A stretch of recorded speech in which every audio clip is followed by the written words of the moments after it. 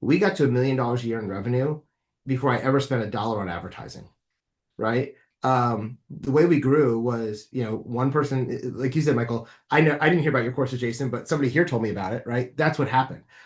Because it was like, Larry took it and he passed, and then he's at work and Ernest says, "Hey, I'm about to take Security Plus. What should I use?" He goes, "Oh, actually, I took Jason's. You should take his," right? And it just kind of spread. And so it's a little longer that way, but I was able to grow the business within 3 years to $1 million a year in profits. So like And we what were the relationships that you built up through that? So for me, I had just this open heart of like a lot of people are like, I don't know if you listen to Dave Ramsey, he's kind of a Christian financial talk guy, right? And he talks about like, if I put $100 on your hand right here, right, you can close your hand and hold on to it. Nobody's gonna get $100 out of your hand. But if you leave your hand open, somebody might take that $100, but somebody might put a couple more $100 bills on top of it, right? I've always had that last philosophy, right? If I'm giving with my content, then people will come back. And so one of the ways I grew my business was I started out going into Facebook groups for the CompTIA Security Plus Facebook group that has 50,000 people and literally just answering questions, right? And not even like being like, "Oh, by the way, I've got courses over here for you to buy." And just by helping people, it's just that servant's heart. It came back to me. Will that always happen? I don't know. But for me, it happened because the more my content got out there, the more people found it, and then they shared it with other people. And then that came back as sales for us ultimately. The interesting thing about our business model is we do a lot of our courses on Udemy. And so the average course on Udemy is like $10 is what you pay as a student. We get about $3.50 of that, right? Because they pay for advertising and they pay for marketing and hosting and all that stuff. But even doing that, we've been able to get it to $1 million a year business at $3.50 a student, which tells you it's a lot of students, right? In fact, I've had over 2.5 million people since 2017 that we've helped in 190 plus countries, right? And that's because I wasn't worried about how much per student I was going to get. I was more worried. In fact, if you look at our metrics in our company, when I went back to some of my old slide decks the other day for my 2019 meeting with my 3 employees at the time, I was like, okay, what's our goal? Our goal is to get this number of students, not this amount of revenue.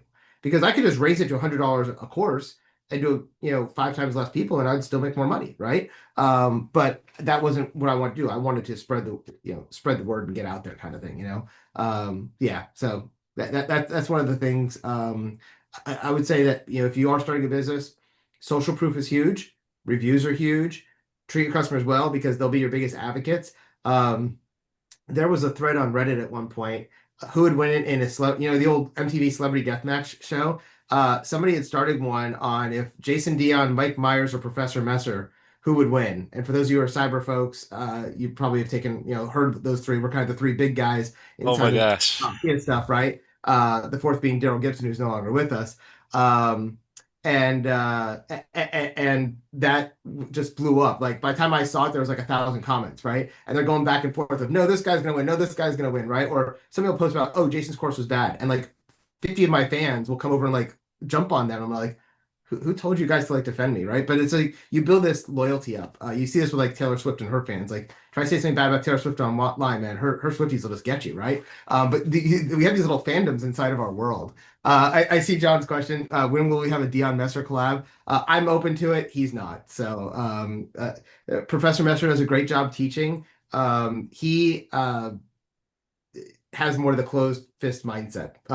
Like if you're in his Facebook group and you mention Dion or Myers or anybody else that's not him, he'll either delete your comment or he'll kick you out. He is very much, this is my community. Don't talk to anybody else. If you're with Messer, you're with Messer, right? I'm the other way. I'm like, look, you might take my course and you'll be like, hey, I don't really resonate with the way you teach. I'm like, great, go try Mike Myers. He's awesome, right? He does a great job too. And he's very different than the way I am, right? Same thing with Messer. It's, go get his videos online. You could try multiple people. I think, in fact, we've seen half our students buy 2 courses, ours and somebody else's, right? Because they buy Mike's video course and my practice exams and Mike's practice exams, right? Because you want more practice exams. So to me, it's the more giving you are, the more it comes back to you. I just never understood the whole like I gotta hold on every little bit I've got. You're just an open source guy. That's what it is. Yeah. Yeah. Kind of. I'm not truly open source. I mean, honestly, I think Messer is more open source than I am because he gives away all his videos, right? But then he tries to upsell you on his exams. For me, I just sell a complete bundle that has everything for 10 or $20, right? Which I think is a very reasonable rate. CompTIA is selling it for 1,000. We're selling it for $20, and that's why we've grown, right? We have a great product at a very low price, and honestly, we have a better result. our pass rate on Security Plus is 98%, which is kind of unheard of in the industry. Yeah, and like most instructors are lucky to get to a 60 or 70% pass rate. So like it's not just like we're cheaper, but we're better. Yeah, you're doing something right there, that's for sure. Hey, And next and question up. actually, I sold Dion training back in 2023. So if you buy a course or not, I don't care. It doesn't go in my pocket anymore. I just want to help you get certified. So I'm not trying to sell you anything. I'm just putting that out there. Hey, Jose, go ahead, sir. Oh my God, Jason Dion. I still can't believe you guys got this guy on here, man. I'm like totally fangirling over here. Like, I got your name, like your voice is like engraved in my mind forever. Because from what I was making a drive from Keesler Air Force Base, and I was cross training over there, Yep. over to Florida. Like, that's all I was listening to. Your videos, Dion training. I'm sure you know, but like you have such an impact in everybody in my career field, and you open a lot of doors for me. So I just want to say thank you, man. Oh, definitely. I was on the flight line, like, turning wrenches in 18-degree weather, just hating life. And I was like, man, like I got to cross train and get out of here, and you opened the doors to the IT world for me, man. Thank you. Thank you so much. I appreciate it. Definitely.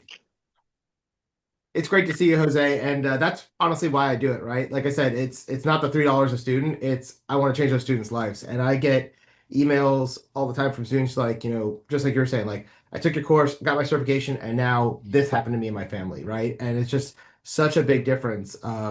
And when I got into it, I started, I'm not gonna be all altruistic. When I started this to make money, right? Because I didn't want to go get a real job after the military. Yeah, And then I started getting those letters in, and that became like the driving force. Like, oh, money's nice, but this feels better. And at a certain point, you get enough money, and you just care more about the impact, right? at some point, like I realized, I'm like, man, I want to do like what he's doing, because like it was such a unique way to make a career. And I remember I'm like, man, this guy must be banking. Like there's every single cyber student that took SAC Plus, that is a mandatory thing in the military, Oh yeah. took your course. It was either you or Professor Master, and they're like, yep, I took his course, and like you said, 90 something% passed in the schoolhouse. The ones that didn't pass just didn't apply themselves. That's it. Yeah, it was pretty funny. I was working at US Cyber Command from 2018 to 2020, and my company at that point was about a year and a half old. And the Security Plus 501 version of the exam was out, and we had a licensing distribution deal of our course through Safari Books. Well, I'm sitting at work one day, and I'm walking into my office, and NSA is the big open bay cubicle farm, right, with the low walls, and I see my face on the screen across the room, like in the other department, like in the N33 or the J33, and I'm looking at it, and like the person looks back at me and looks at me, and I'm like, and they're on the TS network, the top secret NSA net, because they had a connection to bring Safari Books content in. So as I'm like walking in, he goes, "Wait, you're in the military?" And I'm like, "Yeah," because like nobody ever knew I was in the military. I'm sitting there on the top secret network watching people watch my videos. It was very, very strange. I think it's awesome. We want to be respectful of time here and make sure we get everyone's questions in as much as we can. So go Sure, ahead, definitely. Ken. Hey, Jason, thank you so much for your time today. I'm going to echo what Jose's talking about, right? I used Dion training to actually get my CISP when everybody was like, hey, man, don't go through him, go through Thor, all this other Yep. stuff. And yours just resonated a little bit more with me. I think your class was pretty much the only one I used for the CISP, as well as like quantum exams and a couple other things just to get some of those test questions down. But no, just thank you. It's insane the way that, the Dion train is just able to kind of give all those topics and actually make it sit to your head. So very beneficial. And hey, man, just thank you for like creating all of that. So thank you. Thanks, Kenneth. I did see in chat a question from Daniel I just wanted to address. So as far as the Dion training courses, you can get them at diontraining.com, obviously. You can get them on Udemy. And the reason I bring up Udemy is we're in what's called Udemy Business, which is basically we get paid by the minutes you watch instead of you paying for the course. And you can get access to that if you're in the Army. I believe they have a contract where the Army gets free access to Udemy Business as part of Army Online, Knowledge Online. At least they used to. And for the rest of you who aren't in the Army, check your local library systems. Most local library systems now have licensing for either LinkedIn or Udemy Business. And if yours happens to have Udemy Business, you get it for free just by paying your taxes. You might as well use it, right? And that way it doesn't cost you anything. And there's our content and plenty of other people's content out there that'll help you get all that stuff. Air Force has Udemy as well. That's awesome. I didn't know that. Yeah, I saw Udemy Business free for the Air Force. So Yeah, that's how I actually watched it, was thanks to the Air Force. Same. yeah, I know in the old days they had LinkedIn Learning. I think now they've switched over to that. Yes, So sir. definitely check those out. There's great resources there for you to get that done. And then if you're already out of the military, just be aware when you go take your certification exam, you need to buy that voucher. If you're in the military, Knowledge Online, Credential Online will pay for it. But if you're out of the military, check Vet Tech through VA. A lot of times they'll reimburse depending on your disability level. And if not, there are discounts by going to certain sites instead of going directly to CompTIA. For instance, at our site, you get 10% off the voucher, so at least you'll save a little bit of money, that kind of stuff. So just putting that out there, especially when you try to get certified, it can get expensive with all the different fees that everybody charges, and that's a great way to do it. Well, hey, Daniel, go ahead, sir. Real quick, I gotta ask the most important question. Are you still doing content towards Yes. these certifications? Right? Yeah, I am. In fact, I just finished filming last week, and it's coming out, I think, this week. AWS Cloud Practitioner. I reshot that whole course and redid it. So I still work at Dion part-time, at Dion Training part-time. So we have a bigger team now that we've hired on. So Kenneth was talking about CISSP. I don't personally teach CISSP because I hate that certification. I am a CISSP, but it's just miserable and I never want to do it. And the pass rate is traditionally 15 to 20%. So we went out and we found like a really world-class instructor. His name's Brandon Spencer. He used to work for the Air Force as a contractor for about 15 years.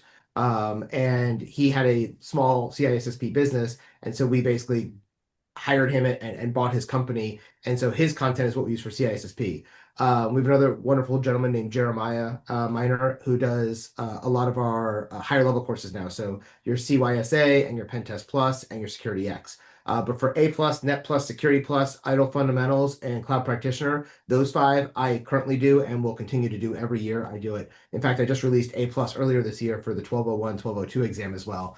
So yeah, I'm still always making content because that's the part of the business I love. And the reason I sold my business, honestly, was it was getting so big that we were starting to get into like, when you get to a certain level, you start getting tax bills from like Latvia and Germany and the UK and like all over the world.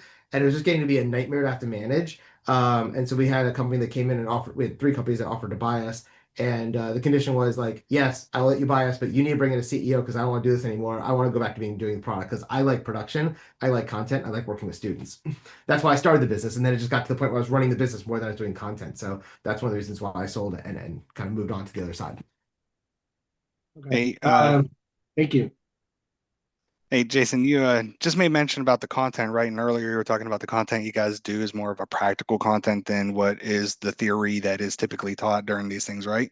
And so with Acylade, as you guys have transitioned to that type of thing, have you seen it being well received in the community around the world, both in the civilian and the DoD sector? I think I read somewhere it's primarily DoD sector, but I think if it's a practical, this is really what the industry needs out there. And so are they being well received or any pushback? What's up? Yeah, so great question. So yeah, so I'll give a little clarity to that. So I kind of jumped between 2 companies as we were talking, right? So the training side, that's Dion Training, and they do, CompTIA and CSSP, and they teach Accolade stuff too, but it's not me. I can't teach Accolade stuff because I help build the exams. I know the questions. That would be cheating. So Dion Training, somebody over there built that course and put that course out. It wasn't me. So yeah, so there's that part. With Accolade, yes, the certifications we focus on are practical certifications, hands-on, case study driven, real world environment driven, that kind of stuff. We don't really focus necessarily on DoD, to be quite honest, right? In fact, we're not under the 8140 yet. We're working on that. I'm on their working group for hands-on certifications. The problem is nobody has hands-on certifications yet that the DoD recognizes. So we're working with them to try to figure that part out for that. So most of our acceptance at this point has been in civilian areas of the US as well as worldwide. We have about 50% in the US, 50% worldwide right now. We're split pretty evenly there. In fact, I work with the country of Uzbekistan, which is over in Near East. Every time I say that, everybody's like, "You're going to Afghanistan?" I'm like, no. I'm going to Uzbekistan. There's a difference. But we're partnered with them, and they have officially recognized our certifications for reimbursement for all of their citizens that want to take it, similar to the way that the Navy and the Air Force does for anything that's on the Navy Cool List or the 8140. So we've been working with them. I've been out there a couple of times. And mostly over there, we're really focused on programming and development certifications because that's a big part for them right now, that they wanted these certifications built in a hands-on manner. Here in the US, we're focused more on the framework. So the NIST cybersecurity framework, the AI risk management framework, risk management and the risk management framework under the 800-53, and all those wonderful things. That's kind of what we've been working on over here. And then the NMAP one is coming out later this year as well. Next year, we're looking at doing a SOC analyst one and an incident responder one where you actually go in and fix things that are broken on the machine. So SOC analyst, you're finding the bad things. Incident response, you're fixing the bad things.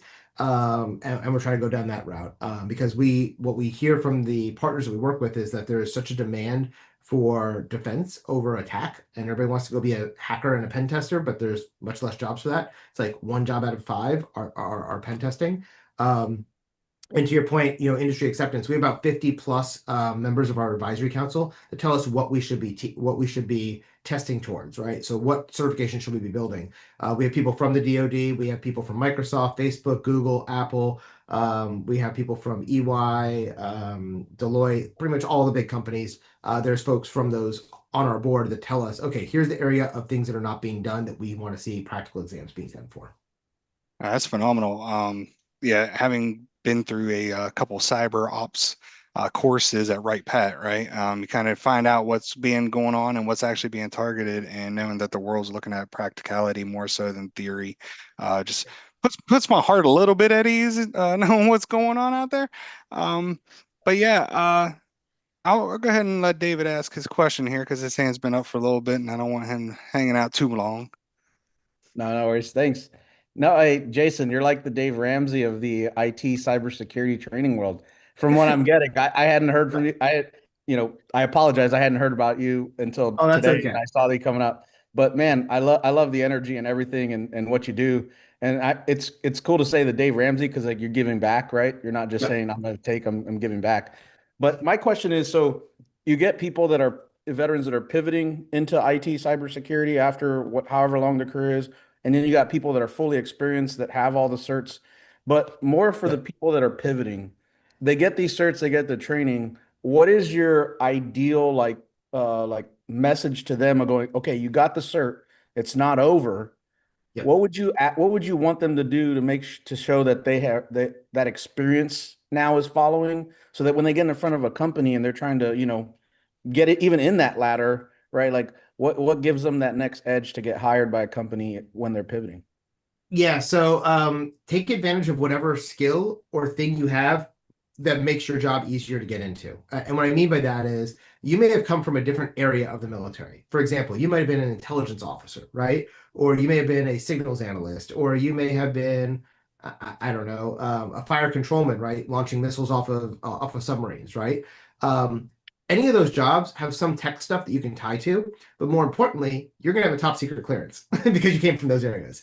And the government contractors, getting a top secret clearance is really expensive for them, right? Because for me to hire somebody, if they don't have a clearance, I have to hire you on, if I'm Booz Allen Hamilton, I hire you on into what's called overhead. I find some unclassified job for you to do at Booz Allen Hamilton while we apply for your clearance, because I can't apply for your clearance until you're on my payroll.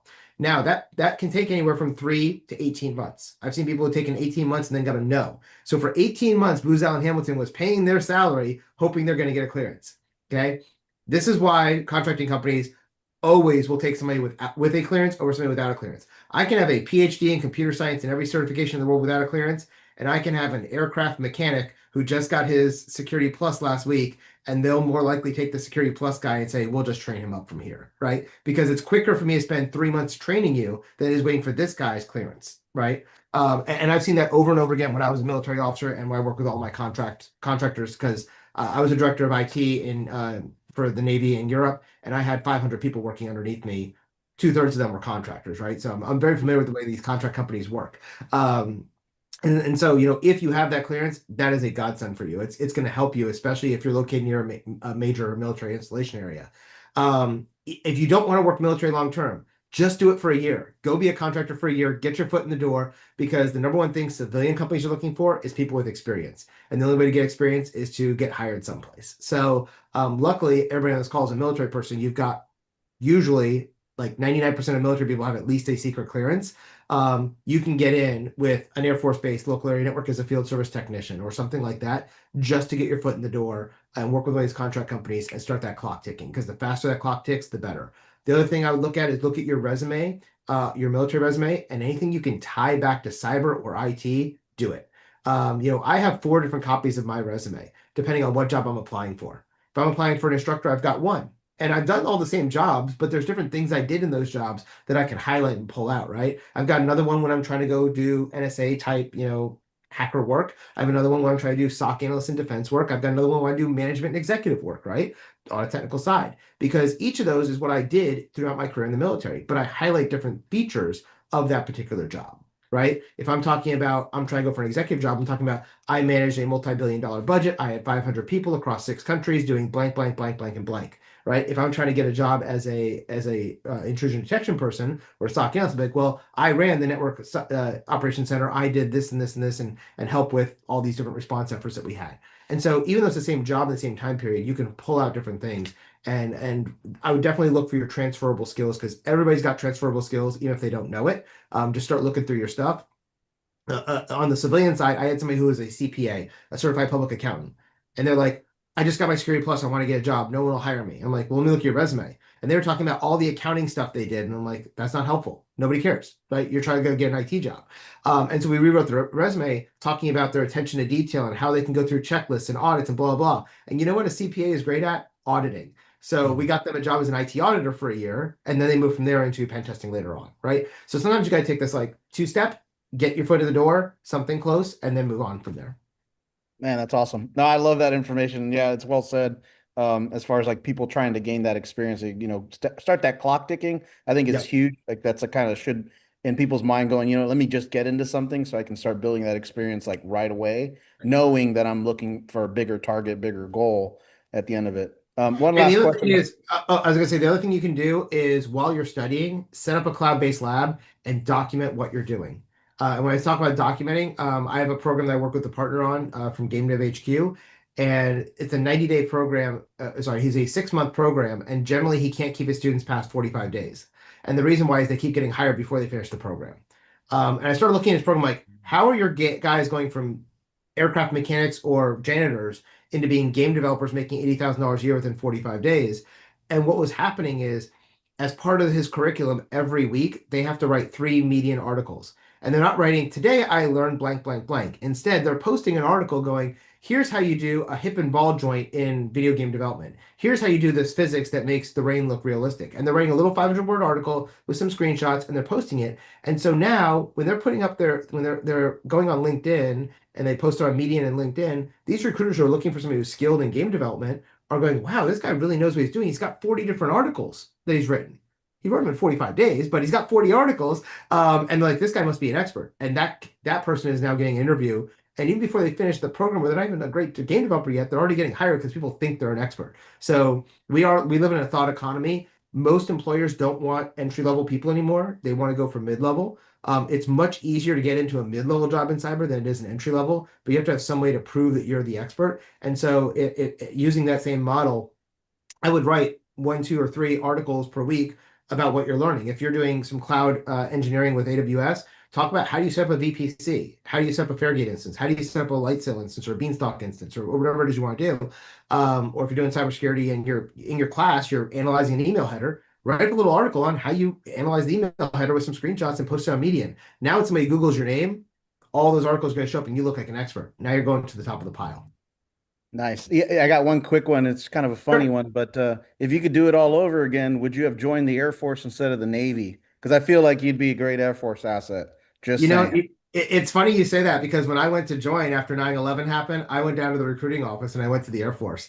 And the Air Force, because I at the time had my own company. I was an older recruit. I was 22, and I got patriotic after 9/11. I had a company down in Florida, and we did web programming. I programmed in 15 languages. I went to the recruiting office. The recruiter's like, "Oh yeah, we've got programmers in the Air Force.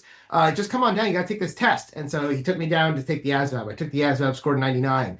Come back to the office. Like, okay, we'll go tomorrow. Tomorrow we'll take the programming test. Takes me back. They do all the medical physical. Then they put me in the little room, like, just sign here. I'm like, wait, when do I take the programming test? They're like, oh no, you do that in the 4th week of boot camp. I'm like, nope, take me home. I'm out of here. Because he was just a dishonest recruiter, right? And I found out that the Air Force does not guarantee jobs. You get your job in boot camp and all that kind of stuff. And so when he took me back, I walked next door to the Navy and I go, hey, I want to join the military because, because 9/11 happened. I was all patriotic. And I'm like, this guy over here just lied to me. Blah, blah, blah. What do you got? And the guy goes, we don't have programmers. We have contractors. That's not what we do. He's like, but we have Navy nuclear engineers. And like with your score, you should do that. And so, he talked me into that. I joined, I became a nuke. I did that for 4 years, got my degree, and then went officer. I went directly from enlisted to officer. That's why I went E5 to O1, and then became an IT guy from there. But yeah. Awesome. No, thanks for your time, Jason. Really appreciate it. Hey, Jason, you talk about all these certs, all these classes, all these other things. Is there something you see coming down the road that you think the folks here should pay attention and say, hey, this is going to become a thing and this is going to become a big deal? Well, yeah, AI. Well, obviously, yeah. But yeah, I mean, AI is huge, right? And so this really affects a lot of us. And as you look at the hiring, and I'm sure, Ernest, you probably see this on your side from Seven Eagle Group, there's been a real slowdown in hiring, especially at entry level and transitioning jobs from what we're seeing, right? And the reason is most executives are going, it used to be a thing like if you had a reduced headcount, if you were hiring less people, that was a bad thing. But, was it Wells Fargo, I think, last week in their earnings call said, hey, this is the 20th quarter in a row, which is 5 years for those who can do math, that we have lowered our headcount. And Wall Street said, great. And their stock went up, right? So a lot of companies are holding off on hiring because they're going, well, this entry-level job, do I need a person for this or will AI be able to do it? And if AI can't do it today, do we think AI will be able to do it in the next 3 to 6 months? And if so, we'll hold off on hiring and just deal with the people we have, right? In the Navy, we just have the embrace the suck, right? We just cut 20% of our staff and that we gap billets all the time and we still get the mission done. And after a while they go, well, I guess we don't really need to fill that billet anymore. Let's just bring your manning down because if you could do it with 8 instead of 10 and you've been doing it for the last 3 years, I guess we only need 8 people. And we're seeing corporate America take that same stance, which sucks as those of us who are, those of you who are trying to transition. I just had one of my buddies who transitioned back in December. He retired after 20 years and it took him about 6 months to get his job. And this is a guy who has a master's degree, super smart, 20-year Navy officer, top secret clearance, working at the NSA, and still it took him 6 months to get into a position. And he was working with Cyber SN Group, who does all the placement and all that kind of stuff. But it's just a really difficult market because at that time, he came out in December, right? Trump had just gotten elected. Nobody knew what was going to happen. All these government contracts were getting all shuffled around because of all the executive orders. And so I don't know if that's cleared up yet, but I know he had a very, very disruptive time. That sucks. But Brittany, go ahead. I heard you say earlier that you were an adjunct. So what is, because that's something that I've been trying to do for the last few months. I also have a master's with Liberty University. So what's the best way to break into getting into the adjunct world? So for me, I got really lucky. I started out at my local community college, which was Anne Arundel Community College, which is about 15 minutes away from the NSA up in Anne Arundel, Maryland, just outside of Baltimore. They had just gotten a Department of Labor grant to set up a training program for people to get their A+, Net Plus, Security Plus, and CCNA in a year program. So this was back in, they got this money in like 2012. They hired me on in like 2013. And I worked with them from 2013 through 2020. But essentially, they would take people who had gotten laid off during the Great Recession, who were underemployed. Like maybe you were a guy who's making $100,000 a year, now you're making $30,000 a year because that's all you could find. And the government basically was paying them $20 an hour to go to this community college and get certified, and get placed into a job at the end, into high-paying jobs. And that worked. But they brought me on basically because I had my master's degree, which meant I could teach, because you have to have at least a degree higher than what you're teaching, or at the master's level, you need at least a master's. But for a bachelor's, you need a master's. And they needed people who were certified in the certifications. So they go, well, we need somebody to teach A+. I'm like, oh, I can do that. And here's my certification. I've been A+ certified since 1999. And so they brought me on as an instructor for that. And that's how I got into the college system. I taught there for 2 years. And then Liberty reached out to me in 2015, 2016. I think it was 2015 or so, because they were going to start that cybersecurity program. And then they brought me on. And so I was working at Anne Arundel Community College And I was now teaching at Liberty as a subject matter expert for the first level. And then I started teaching for University of Maryland as well. And it's kind of expanded. Once you get in with one, it's pretty easy to pick up jobs from there. And the easiest ones to get in with are going to be the community college. And the reason I started that is in the Navy, we have a program called the Permanent Military Professor Program. And there's one called the JPMP, which is the Junior Permanent Military Professor Program, where if you get picked up, you go to the Naval Academy and you go teach there till the end of your career. I was applying for that program, and one of the things was, do you have teaching experience? And I'm like, well, I'm a lieutenant. How, '03? How do I get teaching experience when I'm active duty? And so I got a job teaching at the community college nights and weekends, and then I applied for that program. And funny enough, by the time I had gotten the year of experience needed and I applied, they no longer needed cyber guys because they'd already overbilled. And so I never ended up got picked up for the Navy program. And then I became this world famous instructor. So that's the Navy's loss. The Air Force lost me on the way in. The Navy lost me on the way out. Kind of how it rolls sometimes. Hey, Robert, go ahead, sir. Oh, hi. I just had a question for those of us who are in the cyber IT realm who have that experience in certs. Would you mind taking a look at resumes and see, just give us some pointers for those people interested in? So I'm not the best person to ask for that, to be quite honest, because I don't look at resumes very often. I don't write them very often. So really what you want is people who are doing hiring on a daily basis looking at it. I can tell you that, some guidelines is your resume should not be more than 1 to 2 pages. If it doesn't fit front and back on a sheet, I'm not going to read it. The average time that a HR person is going to look at your resume is 6 to 60 seconds. So think about that. 1, 2, 3, 4, 5, 6. I've either decided to give you more time or throw you away, right? It's that quick. The most of the time they're scanning it, right? And what I mean by scanning is they're just kind of moving their eyeballs around it, right? So you want to make sure things are bolded, like job titles. You want to make sure things are action oriented, and you want to make sure it's very clear and to the point. If you go on, there's a YouTube channel called Your Cyber Path. It's a podcast I used to do with a guy named Kip Boyle, and he is a hiring manager expert. That's what he does. And he does resume reviews. He's gone through and brought it up on screen and talked about how to do the format and everything. He's always the expert on that. I can give you career guidance on what certifications to get and how to, stand out. The other thing I would say is that, your resume is not as important as you think it is. To be quite honest, most of my friends coming out of the military that got jobs, it wasn't because of their resume. It's because of the network they built up while they're in the military. I had one guy who literally, when he walked out the door, 90 days before he walked out, he already had 10 different job offers because everyone liked this guy in the military. We want to work with you again. And these were jobs for $200,000 to $400,000 a year because he was in 05 and cyber and in the DC area, right? But it's kind of the reputation you build up around yourself. And so LinkedIn is helpful, but in person is always going to be best. So where are you looking at, Robert? San Antonio.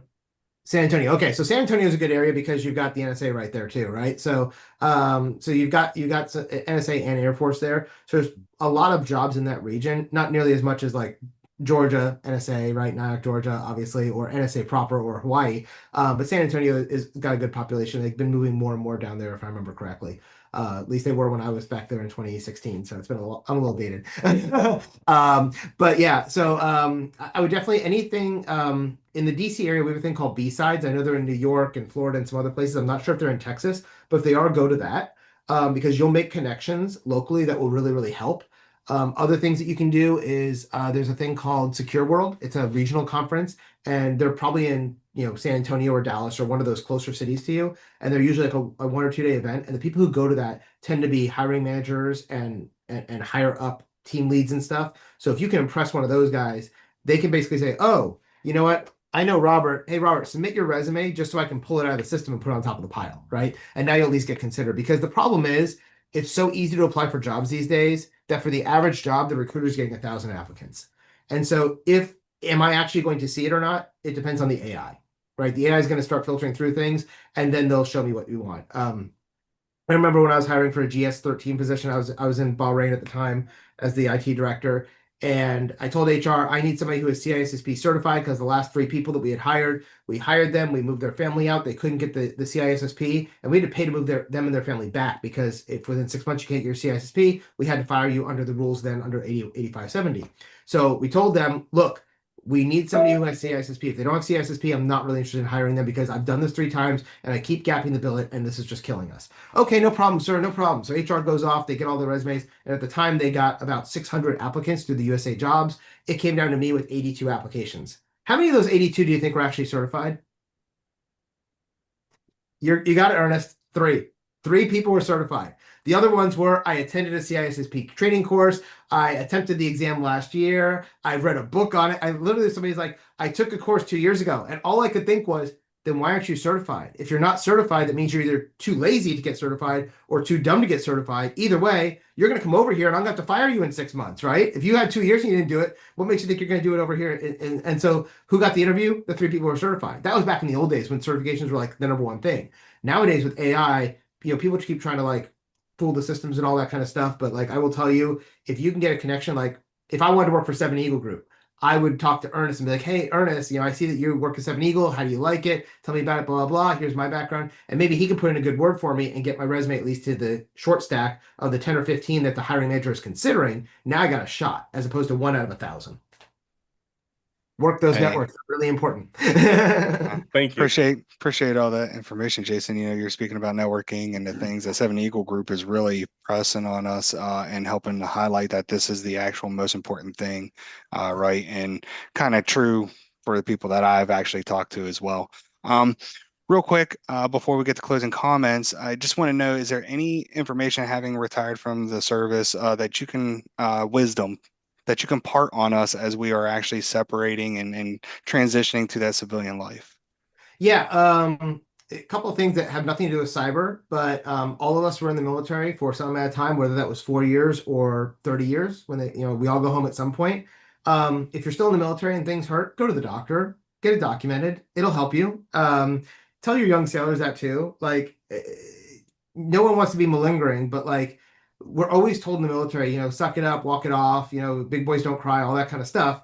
And then you're going to get out in 20 years and go to file your VA claim. And there's people who, I have buddies who got like 10%. And I'm looking at them and they are really broken, right? But nothing was ever documented, right? And trying to do it all your last 3 months is real hard, right? So document that stuff along the way. Maybe too late for a lot of you, but that will definitely pay dividends to you. Just remember that you gave a lot to the military over your time, and part of that is your mental health, your physical health, your finances. We all get paid not so great in the military for 20 years, so that we get paid really well in retirement if we make it to retirement. That's kind of the deal we had. So keep that in mind. If you're still a year out from getting out, anything you can do to start moving into the field you want now is helpful.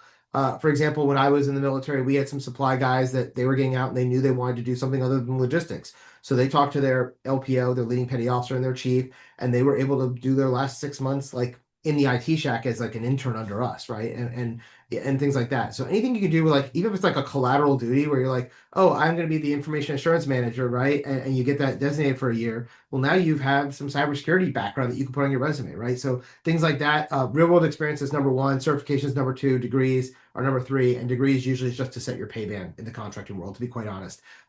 Degrees are not that important, except that you have one. It's funny because, a government contractor will hire you, whether you have an HR degree or an IT degree, they still treat it the same. It's a 4-year bachelor's degree. Right. Yeah.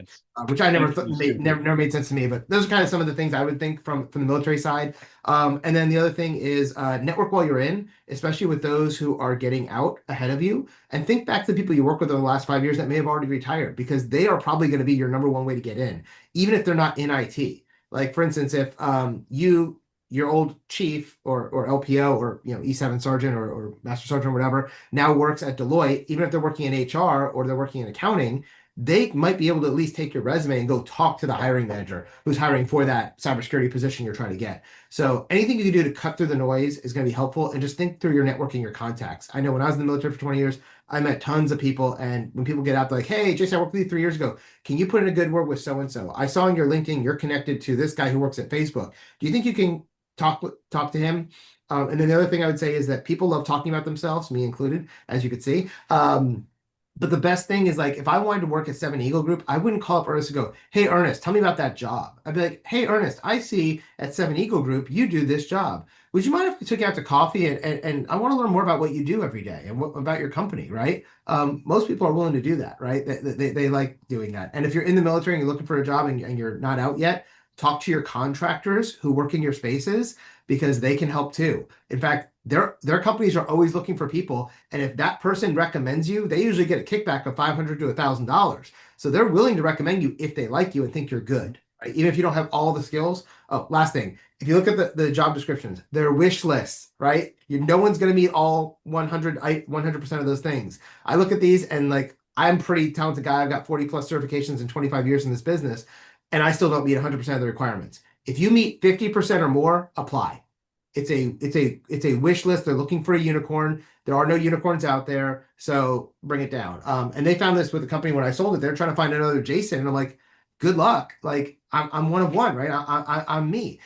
We found a lot of talented guys, but like they're either cloud guys or they're AI guys or they're CISP guys. Where because of my military experience, I did a little of everything, and so I'm the kind of this jack of all trades with, I'm what's called a comb-shaped person where I've got 3 or 4 deep areas of knowledge: project management, IT service management, cybersecurity, and AI. But you asked me about, how to rebuild your engine. That's not me, right? Most people have 1 or 2 main areas, but because of the military, I've multiple areas. And so if they're trying to replace somebody exactly like me, they probably won't find them. And if they do, they'd be really, really expensive, right? So instead, we had to find one person for this, one person for this, and those 2 people kind of made up the experience and breadth that I had in the company. So just think about that kind of stuff, I think. Hey, we got time for 2 really quick questions. Mark, go ahead. Sure. Hey, Jason, Dion, thank you very much for being here. I appreciate you and all your courses that you've given us. It's helped me got through my training in the military and the Air Force. I got a quick question. You had mentioned about a member or a person that you've worked with that has a class for 6 months on cloud building. You didn't mention the name, though. I was wondering, would you be willing to name drop him so to see if we can pursue that? Yeah, the one I was talking about wasn't cloud. He's a game development. So he teaches C# and C++ programming. It's Game Dev HQ, which is gamedevhq.com, I believe is the website. His name is John Weinberger. And I was just using it as an example of his methodology is amazing, right? And we're actually building that same thing for cybersecurity now. The way he does it, I've been friends with this guy since 2017, and seeing his success rate with his students, I've always just been, wow, it just amazes me. I will say I'm a little worried about the future for programmers because of AI. We're seeing this a lot right now where junior devs are kind of going away because we don't really need them with AI. I'm building this new technology I've been building for the last couple of days, and in 2 days, I've built what used to take me 6 months. A little bit of coding knowledge in AI goes a long way these days, and it's pretty crazy. And so, that's a field that I'm not sure I would want to go into personally, because I just think it's going to go away in the next 5 years or so because AI is just getting so good. As far as if you're trying to become like a network administrator, Dion Training does have a program. I'm going to tell you, it's not me teaching, but it is a program where there are live meetings throughout the week. I think it's a 12-week program, if I remember correctly, and you get 3 certifications through it, and they walk you through it hands-on and building labs. One of those is CCNA, which is network. It's called the Network Accelerator. You get your CCNA, your Security Plus, and your AWS Cloud Associate. And so those kind of give you the basis of what you would need to become a network engineer or a cloud associate. They just did a beta session over the summer. Now they're doing the first live session. The person who teaches that, his name is Jeremiah Miner. He is really, really good. And that you can find that at Dion Training. I think it's Dion Training Career Accelerator.com, I believe. Let me double check real quick. But if you're looking for that kind of like high touch, that is one of those ones where you're going to get like interact. Yeah. I'll throw it here in chat as well. There you go. That's the website for it if you want to check it out. But there's programs like that are kind of like, as opposed to just boot camp and pass a test in 5 days, which I can teach you how to do. They're actually teaching you how to do the job so you can get hired, and they have hiring support, and they have a job guarantee and all that kind of fun stuff. Excellent. Thank you very much. Yeah, definitely. Last one, Darrell, let's go. Hello, Dion. That's awesome to meet you. Like I heard about you coming up through the cybersecurity. My bad, my son is. I'm trying to get it. Oh, no worries. But my question is, does any of your training platforms take the GI Bill? Yeah, so I know Udemy doesn't. They're just a pay per service. I know Dion Training has been working on it. I don't know if they figured it out yet. I know they were working on that though. But yeah, so I know they've been trying to do it. The VA just has all these requirements to get it done. I know they were working on it as of like 3 months ago. I don't know if it's gone through yet or if they're still pending VA approval. I believe Vet Tech would pay for it because it's vocational training at that point. But because we're not a college, I'm not sure if GI pays for it or not. Actually, GI would under under the 9/11 GI Bill, but not under the DEA. Which, if you're a disabled vet, then your wife and kids get like free college, but they don't get vocational training. So I think so. If you reach out to support@diontraining.com, they could answer for sure. I'm just not as sure because, like I said, I focus on product now, not operations. Okay, thank you. Hey, I guess we got one more. Vinay, go ahead.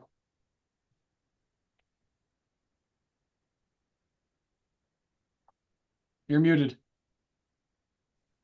Okay. Can you hear me now? Gotcha. Okay. Hi, nice to meet you. Army logistics officer pivoting into IT, looking at risk management framework or GRC. Any thoughts on the effects of AI in those fields?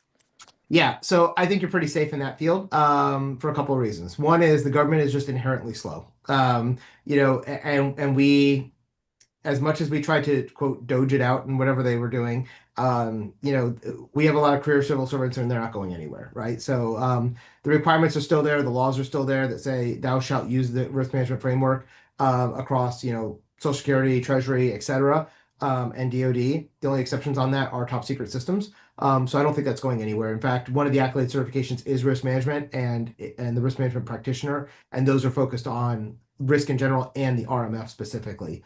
Our first set of certifications was on cyber resilience, which is focused on the NIST cybersecurity framework. If you're trying to go into cybersecurity and IT auditing, definitely check that out.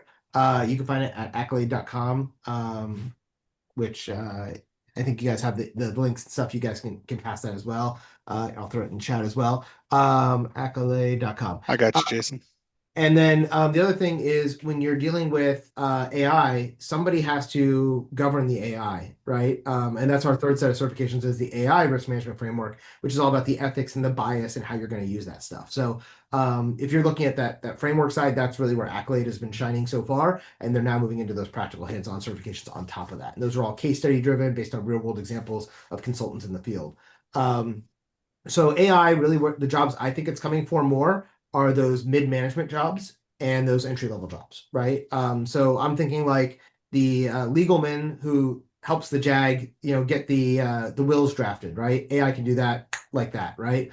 If you think of any of the, in supply, I mean, so much of that can be automated away at this point, right? And AI can do it. But you still want a human in the loop because AI still make a lot of mistakes, right? If you play with ChatGPT and others, they make a lot of mistakes. I mean, like when I use it for coding, like literally I'm like, no, fix this for error. And I fix the error and then it makes 3 other errors. I'm like, no, now fix these other things, right? And so you got to consistently, beta test and figure out what the issues are, including in it. I see a lot of people who are trying to quote replace instructors by going, AI, create me 50 cybersecurity questions for the Security Plus exam. Don't study from those questions. You're going to fail because half of them are wrong.